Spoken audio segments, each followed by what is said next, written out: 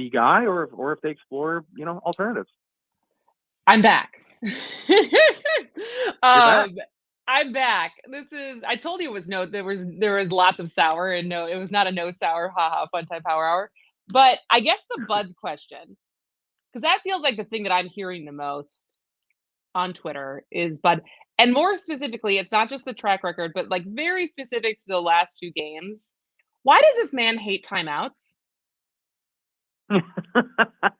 Like I don't know. right?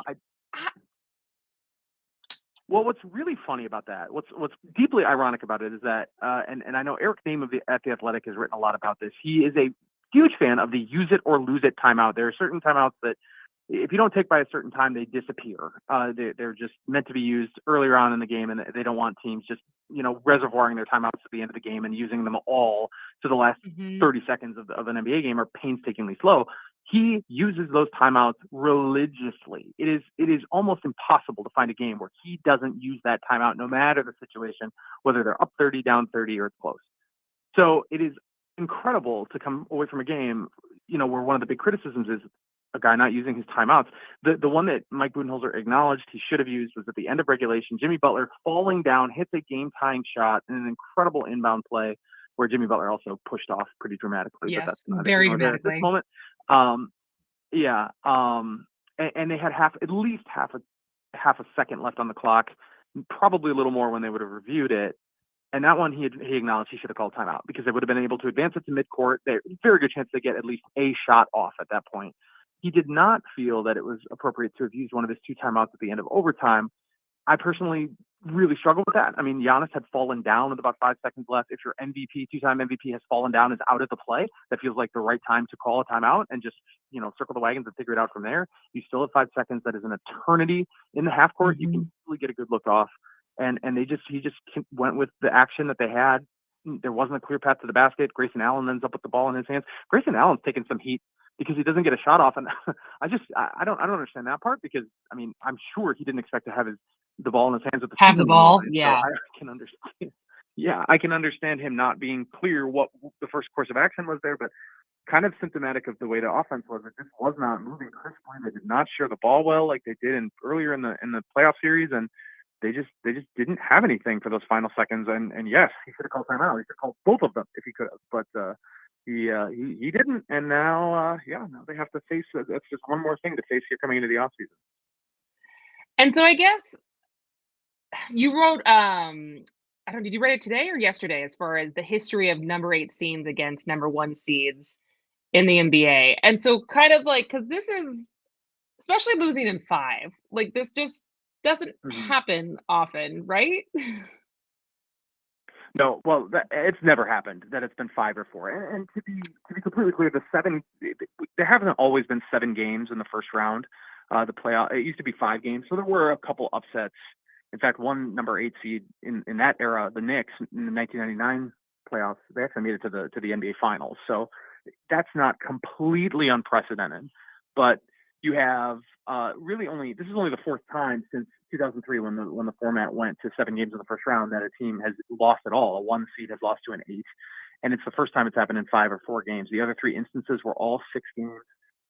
One of them was in 2012. Derrick Rose tore his ACL. He was the reigning MVP at that point for the Bulls, and so they lose him, and suddenly they just didn't have what they had from the regular season, so they end up losing to the Sixers. Completely understandable in that case. There's a very famous example. I think it's 2007 where the Mavericks shock the Mavericks get shocked by the Golden State Warriors. That was a 65-win Dallas team, which is sensational. And the Warriors just got on a tear. Their home crowd was incredible. It was you can in my mind's eye I can picture like everybody was wearing white in the crowd and everybody was just going crazy. So there are those examples exist, but this is a little unprecedented. It's been a long time since an 8 seed has had an uprising like this. I mean, it's Miami barely made the playoffs through the play-in. Like they had to win or go home game against the Bulls, and they were losing late. Like they really had to rally late. They ended up winning a little bit convincingly, but it didn't look good for them to even get into the tournament. And they were not a good team in the regular season. They've got a lot of guys who are very good, and they were very good last year with much of the same crew. But this was this was not a good team over the course of the year, and they were just different. Jimmy Butler was different in particular, but they were just different in this playoff series. Jimmy Butler, I mean, hats off to him. Like, as much as you, Jimmy Buckets really like just refused to lose, and as much as you wish he would have lost, it's hard to not give him the credit that he deserves as far as having two, like, first, I mean, Tyler Hero being out from game one, then losing another one of their top players, and just like taking the team and gonna go. And it just, there was an intensity that's like hard to measure, I think, that he had, that it just didn't seem like anyone on the Bucks had. Yeah, I mean, he's got a reputation, playoff Jimmy. He has a reputation for stepping up in the postseason, and he was tremendous. I mean, 56 points in one game. He had 42 in the clincher. Absolutely, you have to give him credit. But like Tyler Hero going out, I mean, this is the Heat are a three-man show. It's Jimmy Butler, Tyler Hero, and Bam Adebayo. Tyler Hero going out in game one, midway through game one, absolutely should have crippled the Miami Heat. Mm-hmm. And Bam Adebayo was not like a difference maker. He was good at points in the series, but he was not a difference maker. They had guys stepping up around the fringes who had not done what they did in the regular season. Yep. This was them coming out of their shell a little bit. And you know, even if Jimmy Butler could score 50 points a game, and the Bucks should still win the series, like there was still a pathway that they win both game 4 and game 5, and it's still really, really stunning that they didn't. So as good as Jimmy Butler was, he's a difference maker, unquestionably. They don't win without him, of course, but the Bucks should have still won those games, even with Jimmy doing what he was doing. So you in your professional experience, like the Heat didn't win, we lost. Yeah, I mean, yes, absolutely. Okay. Like the Heat had to do everything that they did, but I wouldn't even say the Heat played a perfect series or anything. Like even into the fourth quarter of the clincher in game 5, the Heat were ice cold coming out of the fourth quarter. They were two of their first 8 or something, and the Bucks just were not making shots. They would go down, bad shot, turnover. And if you're the 1 seed and you lose to the 8, like in the modern NBA, you have advantages that the number 8 team simply cannot account for. And if you lose that series, especially as quickly as the Bucks did, it's because you didn't do the things that got you there, or you weren't, maybe somebody got hurt. Obviously, Giannis getting hurt for 2.5 of those games has a huge footprint on what happened in the series. But even then, the difference should be so great that they should be able to overcome that. And nobody played well in the series. There's a lot of blame to go around for the Bucks. Absolutely. All right. Well, when we come back, we will move sports, talk a little NFL, both Aaron Rodgers and his new look showing up to the Jets, but then also what we can look out for the draft. Our guest is J.R. Radcliffe from Milwaukee Journal Sentinel, talking sports talk. This is As Goes Wisconsin. Physical fitness, sports go sports. Athletics are number 1. Participants are heroes. Go team, yeah. Sports go sports. Athletics are number 1. Don't you deserve a job you love? Civic Media is preserving hometown radio, broadcasting from main streets across Wisconsin, and we're hiring radio advertising sales professionals to join our rapidly growing network of local radio stations. If you have a connection to your community, prior sales experience, and want to earn an outstanding living where you and your hard work is appreciated, you should apply right now. Find more information on our website, civicmedia.us. Click on the Careers tab. With one call, the Civic Media network of stations can deliver your business's message to the entire state of Wisconsin or your hometown. Marketing plans that work for your business. One call can do it all. Civic Media, 608-819-8255. Hey, this is Lindsay Kindert at 540 WAUK The Shaw. At Civic Media, we love our local communities and want to share your stories. Submit your local event and we'll let our listeners know. Email me, Lindsay Kindert, at info@civicmedia.us. That's info@civicmedia.us. What is dedication? I think a parent's job is to protect our children, but also prepare them for the world so they become good, kind human beings. That's dedication. Find out more at fatherhood.gov. Weather brought to you by FreshFin, bringing you a fresh and healthy fast casual experience. Seafood, chicken, pork, or tofu. The bowl options at FreshFin are endless. Check them out at the corners of Brookfield, Bayshore Mall, East Side, and 3rd Ward, or online at freshfin.com. Here's your updated forecast on the Shaw. High of 62 this afternoon, under mainly sunny skies. Winds out of the south, 8 to 15 miles an hour. Mainly clear skies tonight. Lows level off around 40. Partly cloudy tomorrow. Daytime highs approaching 61.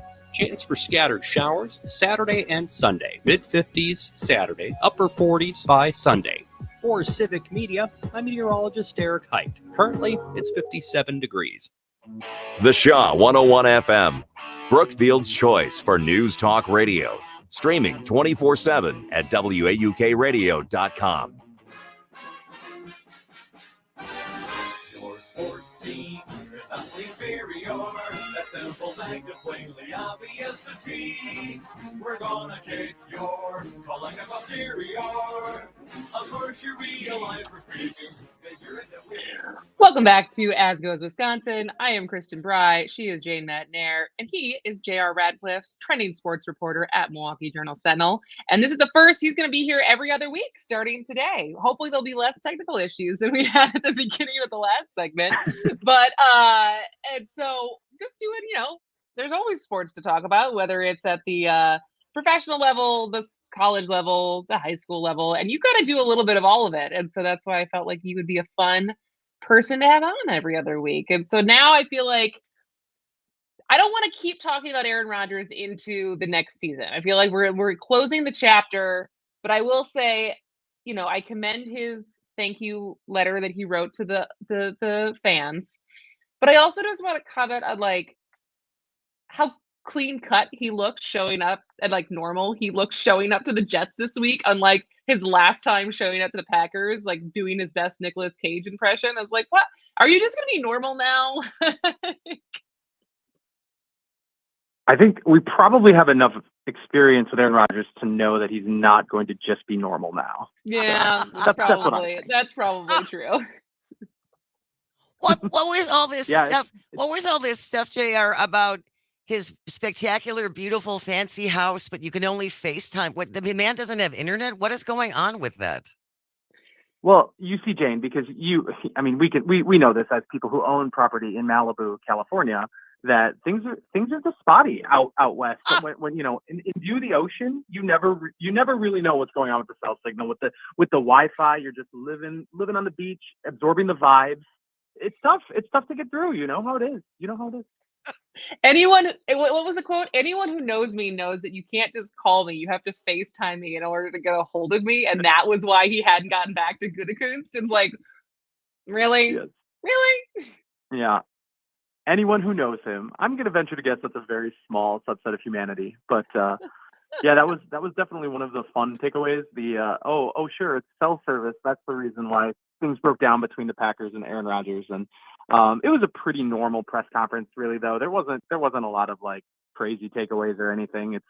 It's obviously there's a long way to go before we really see the extent of what this marriage is going to look like between Aaron Rodgers and the city of New York and the franchise and everything. And he's said very complimentary things. That you mentioned that post where he says farewell. He's been very complimentary of Jordan Love, which is kind of key because the attention turns to him. There was no real acrimony between Rodgers and Love, at least not outwardly. So it feels like it felt okay to me. It felt like this was the next natural step, and good for everybody involved. I think everybody right now is getting what they want out of this. So we'll see who comes out ahead in the end. But right now, I think everybody's pretty happy with where they're at. Yeah, which is great. So then, looking ahead, we got the NFL draft. And so what do you feel like we should be looking out for as people who choose to watch are watching with bated breath? And what will be a good move? Who should we be hoping we get in your opinion? Well, probably I think the storyline that would be the most fun to break down is if they do in fact draft a wide receiver. That was one of the big things with Aaron Rodgers, is that they never gave him a first round wide receiver, right? So they are in position to do that this year. There's one name in particular has stood out. Ohio State player named Jackson Smith-Jigba. Very good route runner, great separation in college, played for a high level program in Ohio State. That is a guy who's probably going to be available. He could actually go a little bit earlier, but there's a good chance he's there. And if they don't get him, there's a couple tight ends that come up a lot in mock drafts. You'll see Dalton Kincaid from Utah, who's definitely an elite pass catcher and could be kind of the same type of pass catching threat And then there's Michael Mayer from Notre Dame, who's more of like the blocking threat, I guess. But all around, I mean, both guys would be weapons on offense, and this team has so regularly gone defense in the first round. So it would be definitely a twist that Rodgers is gone in the first draft. First, like 3 days after Aaron Rodgers is gone, they have the opportunity to rebuild the offensive arsenal. So that's a possibility. There's a few offensive linemen, a couple in particular, Paris Johnson from Ohio State, who really could be in that spot. You know, maybe Broderick Jones from Georgia. Those are some of the names, but I will say that the Packers frequently confound expectations. Like you think, especially, I mean, they don't often pick, top 10 or anything. So you never really know what they're thinking or who's going to be available. If a quarterback drops to that spot, what would they do? Would they actually draft another quarterback? That's theoretically on the table. So there are some moving pieces. It's hard to know exactly what's going to be there for them at 13. Well, I guess we will find out. So then I'll end on this, because this is where we're going to start at the bottom of the hour, is having a more of an emotional conversation around sports and how much we let sports dictate our mood and our headspace. Because I think there's a lot of people who are very much in their feelings today after that Bucs loss. And so I guess as someone who, like, it is literally your job to report on sports, when it comes to your favorite teams, and I guess your kids are a little too young right now to be too invested as far as like the parent yelling at referees and stuff. But as far as kind of like how much headspace, emotional headspace, not work headspace, does sports take up for you? I would say a fair amount. I've made no bones about this. I do try to, I don't know, bifurcate is the word, I think, in your brain, or compartmentalize. Whether or not there is a professional side and there is a personal side, and there's a decorum to that, but also just I'm emotionally invested in a lot of these teams, and I have been, I should say, since I was a little kid. Not as much as an adult, but definitely as a kid, and growing up. I mean, it takes up a lot of my time. I couldn't tell you precisely where professional begins and ends, and personal begins and ends. But when the Bucs lose in spectacular fashion, I'm not going to pretend like I woke up in a good mood this morning, excited to farm the content. Even though there's a part of me that loves that too. But it's much greater content if they're still playing for 2 more weeks. So yeah, there's a disappointment factor, that's for sure. Absolutely. All right, JR. Well, we will see you in 2 weeks when we come back, and we'll probably have to talk about the Brewers, because that's what's left to talk about for this summer. But JR Radcliffe is a trending sports reporter for the Milwaukee Journal Sentinel. Check him out on Twitter, and we'll talk to you soon, friend.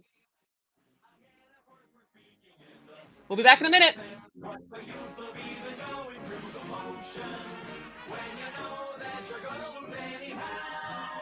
So why don't you save us all some time and give up now? The Shaw 101 FM, WAUK 540 AM, Waukesha's only news talk station. CBS News Brief. Prosecutors say the Air National Guardsman accused of leaking classified materials had a long history of making violent threats and had access to an arsenal of weapons. CBS's Catherine Herridge. The Department of Justice also argues there was an attempt to interfere with the investigation. It claims Texera tried to cover up the leak by destroying evidence like a laptop and game console. The U.S. plans to open migration centers in South America. The processing centers will serve as regional hubs to screen migrants and determine whether they're eligible to enter the U.S. They'd be located at key points in Latin America. The U.S. has been in touch with Colombia, Ecuador, and Guatemala. That's CBS's Cammie McCormick. Politician turned TV host Jerry Springer has died after a months-long battle with cancer. His talk show ended in 2018 after 27 years on the air. He was 79. CBS News Brief. I'm Monica Ricks. The Shaw 101 FM, your fix for progressive talk. From Big Bend to Menominee Falls. Always streaming at WAUKradio.com. For Civic Media News, I'm Terry Bell. Here's what you need to know. Wisconsin's coronavirus emergency is officially over. The Department of Health Services says it will transition away from emergency footing as the Biden administration prepares to end the national emergency declaration in about 2 weeks. DHS Secretary Kristen Johnson urges people in Wisconsin not to let their guard down just because the emergency declarations are passing. Wisconsin's top Democrats are lining up behind President Biden's re-election bid. Wisconsin Democratic Party Chairman Ben Wickler says there's no path to the White House without winning Wisconsin. Congressman Mark Pocan tells the Journal Sentinel that progress under Biden is the fastest he's seen in 30 years. In sports, the Bucks are out of the playoffs after last night's Game 5 overtime loss to Miami. I'm Terry Bell, and this is Civic Media News. Direct from the Dairy State, it's Extra Sharp Weekends, a 3-hour block of Wisconsin-produced radio, Saturdays and Sundays from 11 a.m. till 2 p.m., featuring Raised in Wisco with Joel Clayfish and Danielle Fairman, The Crepescast with Charlie Behrens, and Under the Helmet with the Gravedigger, Gilbert Brown. Enjoyed by the slice or enjoy the whole darn block. Extra Sharp Weekends is radio so fresh, it squeaks. Listen in on the Civic Media Station or on the app. Tens of thousands of Wisconsinites live with a debilitating chronic disease called lupus. Build awareness and raise funds by challenging your friends and family to register today for the 21st annual Walk to End Lupus Now Milwaukee. The walk will take place on the morning of May 13th at beautiful Hoyt Park in Wauwatosa. Adult registration is just $30 and children under 15 are $20. Prices will increase after May 10th, so make sure you sign up now. To pre-register, go to lupuswi.org or call 414-443-6400. 4 times the fun, 4 times the excitement, 4 times the reasons you need to get to the Oasis Project's May 4th Splash for Cash event at Springwater Park.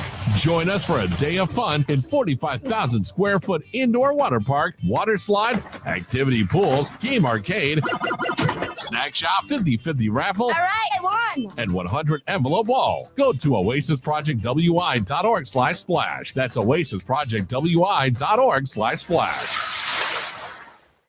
Dad, I picked up your pills, made your lunch, and your laundry is done.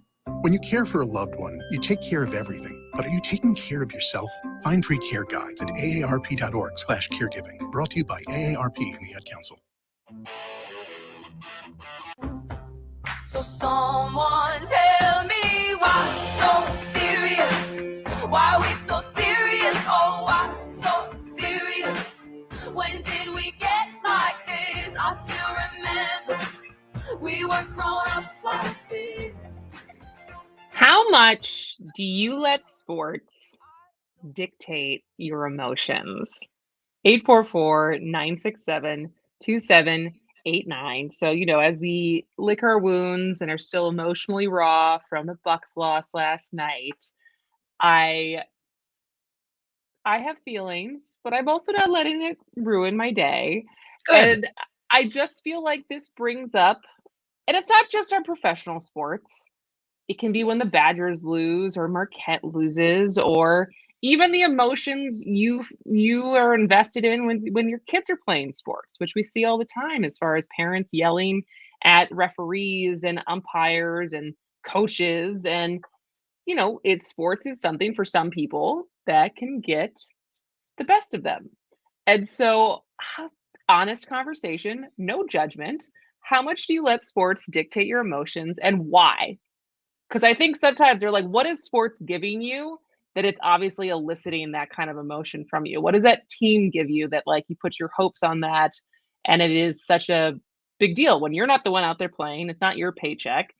And I'm not, again, there's no judgment here, but it's just a conversation because I think coming off of a really, really, really disappointing loss in the playoffs for the Bucks, there's a lot of people who have feelings today. So 844-967-2789. But a quick reminder that we are also giving away some tickets to another team that might break your heart later this year. Oh, gee.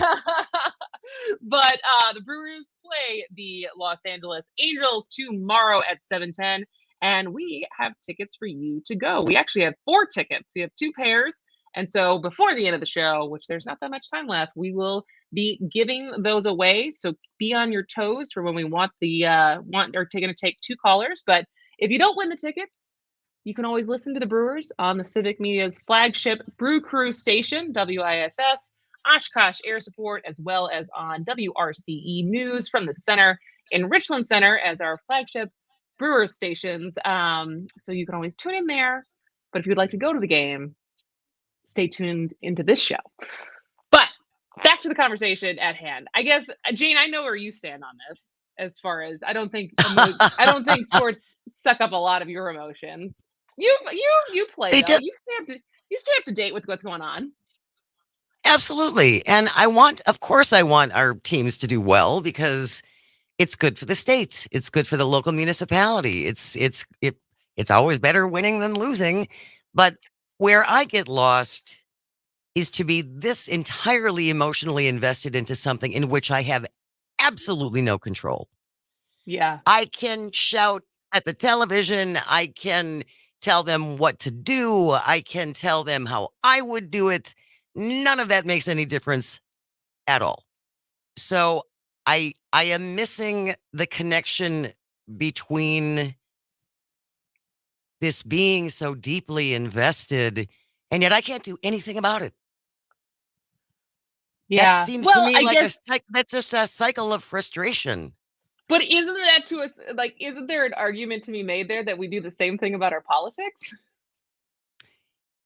Well, I wouldn't disagree with that, except I think the results of our politics have far greater ramifications than losing a sports ball game. Yes, but if the argument is because things that are outside of your control, and there's probably an argument of what's in your control with politics and policy is you can vote, you can contact your lawmakers, and there is a little bit you can advocate. But I just think it's interesting because like I am a big sports fan, come from a big sports family, and because it was a late game, and apparently I am don't have the energy that I used to because I'm certainly in 2021 we watched every single game, and we also watched almost every single game not at home. Like we were out for that whole run. And last night I definitely fell asleep at halftime. And I woke up and Mike was out with friends watching the game, and I woke up literally right after the buzzer happened. So all I saw was really disappointed faces, everyone kind of looking around like, I can't believe that just happened, and like final as the score. And so then of course I put on Twitter and I'm trying to watch the announcers make sense of what just happened, and I gather what happened in the second half. And I was really disappointed. Like, it's fun to win. Sure. It's super fun to win. And I think, like you said, it's really good for Milwaukee. Like it's good for the businesses. It's good for morale. Like there's a bunch of stuff that's really good for it.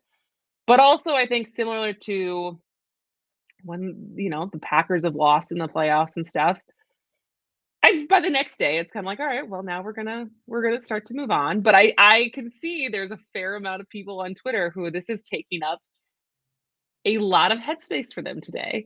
And I'm not judging. I'm interested in like what does it give you that like the ability to be this disappointed or angry or sad? Like, what is the upside of it? 844-967. What does it give you? 844-967-2789. Because I was thinking about it. I'm not going to say which family member, but I have a family member who after years finally figured out why he's so invested in the Packers season every year. Oh, really? And he would, and he would get so angry when they lost, and when the season was finally over, he'd be like, he called it depressed. And what he realized is because he hates his job. And so during the NFL season, he has something to look forward to every Sunday. And, for years we've been good. And so it's been fun, it's been fun. And it's something that like you look forward to, and you look forward to like the ritual and the tradition of watching the sports and who you watch them with. And he finally realized that, and because he started to be introspective and ask himself, like, why am I so upset when the season is over? And it's because he loses something that brings him joy once a week. And he just has to focus on his job that he doesn't. Well, that actually makes sense to me. So, right, he's hanging on to the one bright spot to make him feel better because he is unhappy with life. So I guess I can appreciate that, but still, that's an awful lot of responsibility to hang on to someone who plays with sports balls. 844-967-2789. You can call and or text. That's 844-96-PARTY from the 608. At the age 48, it's nowhere near as bad as carrying over teams' losses to everyday life compared to when I was 18. Also at age 48, I know the chances to win the big one are rare, and seeing the Bucks blow one of those chances, that is where it hurts. I'm able to function better, but the pain is different. That's interesting. That's interesting. And so I speaking of the times that you have a shot at it, right? And I get that. I saw someone on Twitter say, Giannis is going to be 29, which again is just whatever they say how old athletes are. And then you compare it to your actual age. You're like, oh, yes, there's such a decrepit human being at the whole whopping age of 33. Oh, my goodness. Life is over. But, saying that he, so quickly it went from him and like he's only 27 to all of a sudden he's already 29. And the window is closing of when we're going to be able to win another championship.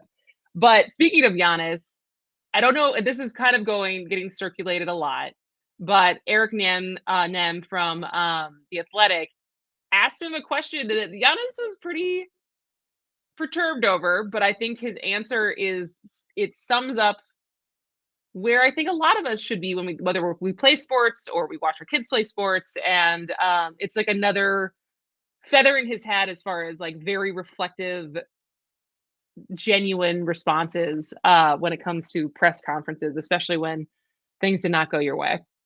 Do you view this season as a failure? Oh my God. Okay, because I'm not that up. You asked me the same question last year, Eric. Okay.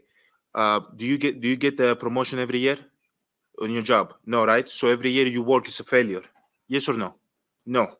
Every year you work towards something, towards a goal, right? Which is to get a promotion, to be able to take care of your family, to be able, provide the house for them or take care of your parents. You work towards a goal. It's not a failure. It's steps to success, And if you've never, I don't want to make it personal.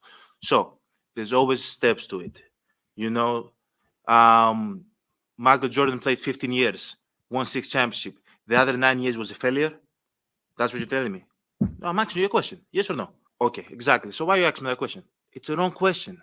There's no failure in sports. There's good days, bad days. Some days you are able to be successful. Some days you're not. Some days it's your turn. Some days it's not your turn. And that's what sports is about. You don't always win. Some other people's gonna win.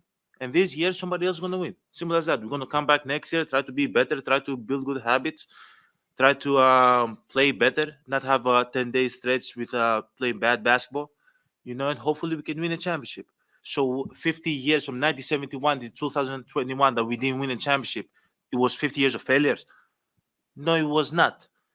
It was steps to it, and we were able to win one. Hopefully we can win another one. Sorry that I didn't want to make it personal because you asked me the same question last year, and last year I was in the right mind space to answer the question back, but I remember it. He's just so. That answer is so good. And yes. Also, I love that he also circles back. Is like, I'm sorry. Yes. Like when he couldn't talk trash on the Daily Show with Hassan Minhaj, because he's just like he was caught up in the moment. But even that, it was like he didn't make it personal. It was fine.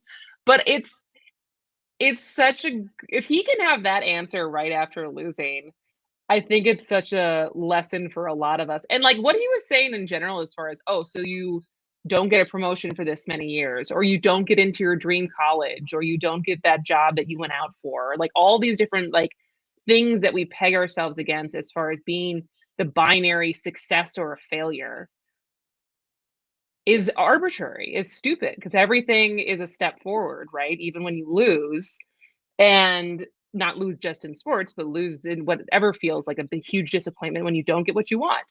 And yet to just qualify it as a failure is a disservice to the work you put in. Well, and there are very, very successful people who will tell you that they learned far more from their failures than they did from their successes. That's where the lessons are learned. That's where you change tactics. That's where you make some alterations. That's where, and it's part of the process. It's just part of life. And I love that Giannis clip so much. I'm going to embroider part of it on a pillow because I just think it's he's so grounded. I know. As a ancient 29-year-old, I wasn't that grounded at that age. And with his success and his wealth, he's just I just really like him. He's very likable. He's a very, very likable man. But it is because I always think about that. There's no one more disappointed than the players when they lose, right? Like as much as we as fans are upset and we want changes or we want Bud fired or whatever, or even with the Packers. And I'm seeing memes this morning as far as, the Bucks are turning into the Packers of how we won the Super Bowl and then everything kind of fell apart year after year. And it's the internet being the internet.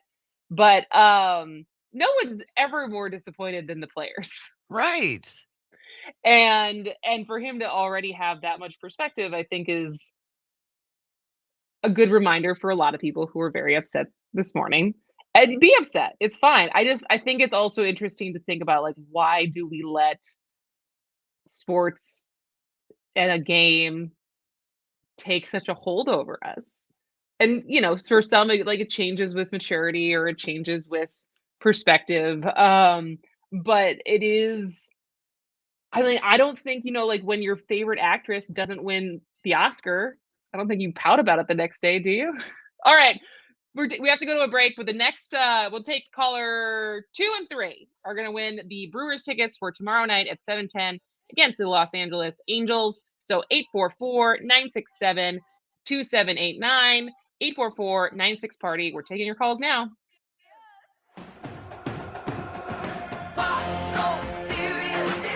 Why we so serious? Oh, why so serious?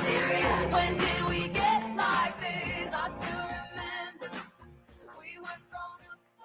One call can do it all. Your business's message can be broadcast across the entire state of Wisconsin through the Civic Media network of stations, or we can focus the campaign in your hometown. We have the flexibility. You have the control. Civic Media, 608-819-8255.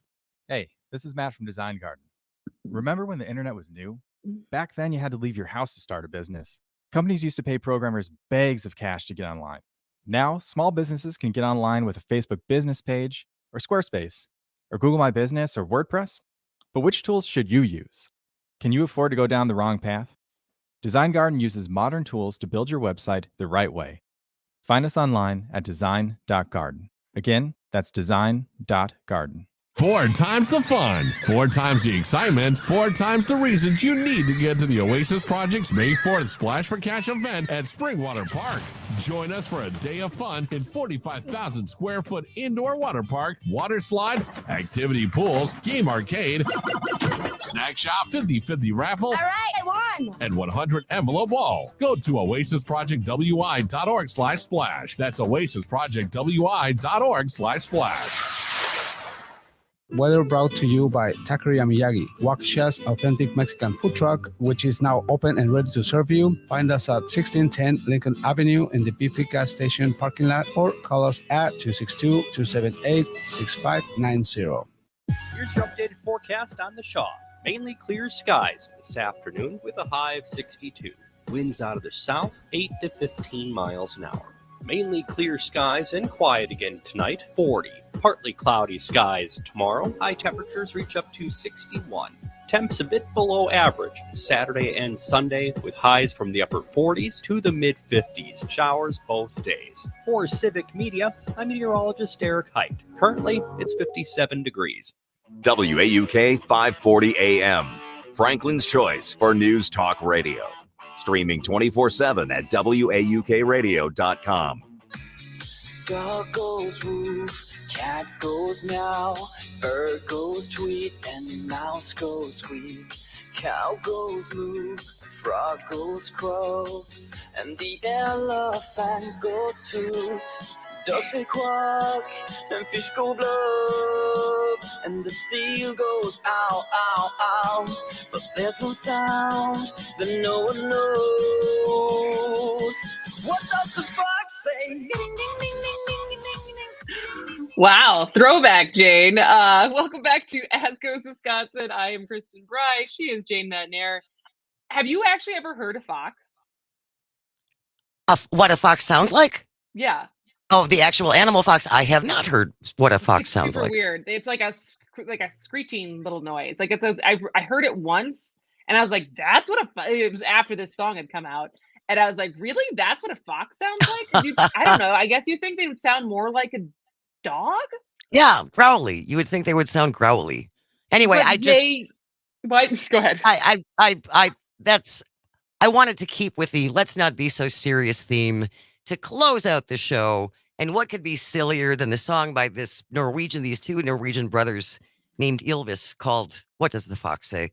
If you've never seen the video and you need a good laugh or just to go, what was that I just watched? Google What Does the Fox Say? Yeah, it's a good Thursday activity. But congratulations to Frank from Tosa and Bill from Richland Center, who have won the tickets for the Brewers to go to tomorrow. And I guess I was a little embarrassed when I was talking to Luke Mathers, host of Dueling Tangents, and I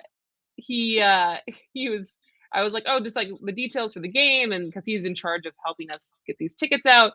And he had said to me, he goes, oh, the reason why people are going to want to go to this game is because of Mike Trout and Shohei Ohtani. And I guess those are two players for the Angels who are two of the best baseball players right now. And I did not know who they were. And so I will claim that. I was like, who? Okay. All right. I will promote that. But congratulations to Frank and Bill. I hope you have so much fun at the game. Be sure to tag Civic Media when you're there. But I wanted to wrap up, and maybe we'll talk about this again tomorrow. Well, I don't know. We'll see. But I do want to mention at least now once, but maybe we'll bring it back and see what people's opinions are on it. But as we were talking about emotions running high when it comes to sports, and I think it's often with our favorite professional sports team, whether it's the Packers or the Bucks, or if you're listening to this in other states, maybe it's a different team. Certainly Badgers, Marquette, those teams. Even the Panthers have lots of fans. The Panthers, but I think, sometimes the most bad behavior can come from parents watching their children play sports. And just as a quick reminder, this story that I want to talk about quickly before we wrap up the show, do we still have that clip from earlier in Wisconsin for the basketball season? I would like to take this opportunity to remind all fans, and I should have done this a lot earlier, shut up. The WIAA is always looking for officials, and since you do such a good job from the stands, get on the floor, wear a striped shirt, and do it yourselves. I love that guy so much. Oh, and so that was from 2 months ago. And it was at a basketball tournament. The game was at Brookfield West. I don't know. It was one of the Brookfield high schools. I forgot which two teams were playing. But the video went, people were circulating it because people kind of were hats off to the announcer. But that sentiment is now going to be baked into a New Jersey Little League, which has said that I guess it's more than just parents, but anyone who fights with the umps will have, if they want to come back and watch another game, have to volunteer and umpire for 3 games. Oh, that's brilliant. I don't see how they're going to enforce that. I think they're going to say you can't go to the games. Well, then I just think a lot of people are not going to go to the games because... You think you're not going to go watch your kid? Not if I have to actually put something into it where I get punished in public. I think that people who will fight with umpires and refs like that aren't up for that kind of scrutiny. couldn't handle that kind of scrutiny. So I think they will let their kid play on their own to avoid embarrassing themselves. That is a very interesting take. Maybe this is something we'll have to save for tomorrow or for next week, because I'd be interested to hear people's thoughts on if something like this happened in your kid's sports league. Do you think it would scare people into behaving better? Do you think people would actually just do what they're already doing and then just wouldn't show up to their mandatory volunteer sessions as the umpire or ref? But also, I also was like, what if they were an awful umpire, an awful ref? You're going to put the kids through having like their game thrown because someone's just not trained to be good at that. And that's the only fault I see in this plan. Like, I love the sentiment, but as far as enforcement and like execution, like if someone who doesn't know what they're doing, they think they know what they're doing because they're constantly yelling at the person who's making the calls. But then once they have to do it, is that game just like you throw it away? Like it's just a scrimmage? And so no one it doesn't affect anyone's record when that person's really bad at calling the game? I don't know. Or it could just be the grown-up in the room is the one who blew this for all of you. And now in order to teach this bad grown-up a lesson, we all have to suffer. It's like the opposite of a participation trophy. It's participation punishment, Kristen. That's what participation punishment for this person's bad behavior. That's like what you have to do on when you're on a team. You're like, if one person screws up, the entire team has to run. Right? You all got to run 2 miles. Parents, you all got to run. All right. Well, this has been a very fun show. We will be back tomorrow, as always, at 11 a.m. But stick around for Dueling Tangents or the Chad Holmes Show. And enjoy the weather. It looks beautiful outside. I know Mike just did a 4-mile hike that he told me about over in Palmyra. Nice. It's a perfect spring day. Yeah. It's a perfect spring day. So definitely get outside, enjoy the weather, but then come back tomorrow when we will do this all again as goes Wisconsin.